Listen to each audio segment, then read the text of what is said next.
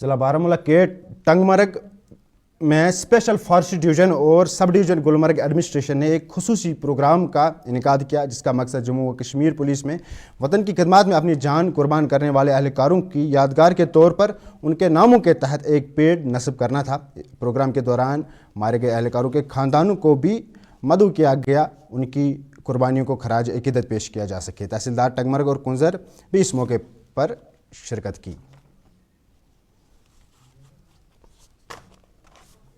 پیڑ شہیدوں کے نام، تو جو ہمارے ویسینٹی میں ہمارے سب ڈویژن میں جو شہید ہوئے ہیں during discharging their duties in different security forces, تو ان کے نام ہم نے یہاں پہ پیڑ لگوائے، ان کے لواحقین بھی یہاں پہ آئے۔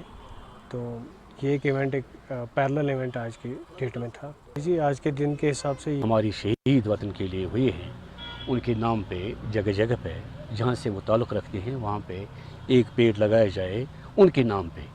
تو اسی کی کڑی میں ہم پچھلے کئی دنوں سے 1 اگست سے یہ مہم جاری رکھے ہوئے ہیں۔